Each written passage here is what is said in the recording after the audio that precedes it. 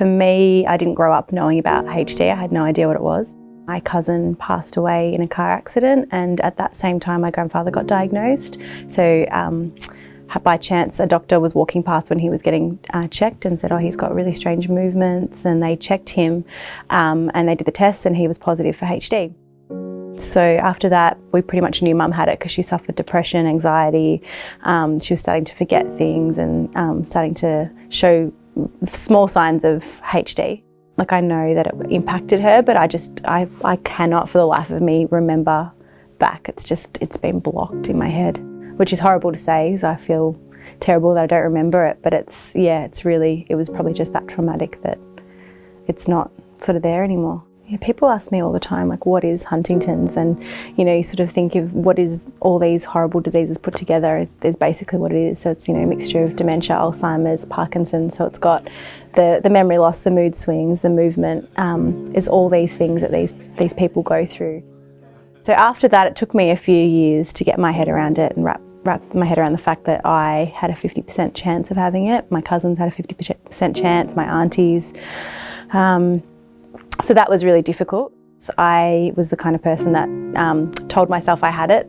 So I kept thinking I was gene positive and thinking that the blow of finding out that I actually was going to be a lot easier to deal with if I had have preempted myself that I had it. It was awful. It was hard. You had times of like you just be crying all day, and times where you sort of just thinking like, I don't want to have kids, I don't want to get married, I don't want to put someone through a life with me as a partner with HD. Going to see Mum and visit with them, I found it really difficult and would find myself shortening my visits and getting into my car and crying the whole way home because I found it so hard because I felt like I was almost looking into a mirror prior to being tested.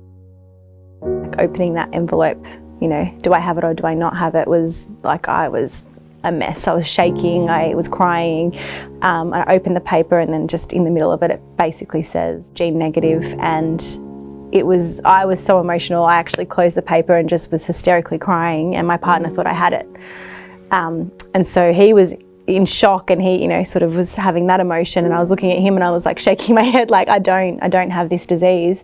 It stops with me, which was incredible. But then afterwards, the feeling of guilt that, why do I not have it? Why does my mum have it? Really sinks in, and that's a really hard thing to sort of get past and get over. So it was a roller coaster. Having a child really helped. It was incredible. Mum, before she was on the medication she's on now, had awful movements, and every time she would hold the baby, she would completely stop. Her movements would be still. She would be concentrating so much on this baby and the happiness it brought her. So I think that's helped amazingly with my mum. But also I really try and raise awareness where I can, do events where I can, support the ball where I can.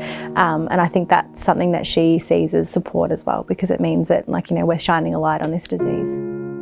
Knowing that it stops with me is amazing. With my family, my daughter's never going to have it, but I look at my aunties and my cousins and it's just endless where it could go, If they don't have it, it's great. If they do have it, it continues in our family, and it just keeps, people keep dying from this disease, and it's just not really okay. So to know that there's a cure will just be incredible. So research is so important for us.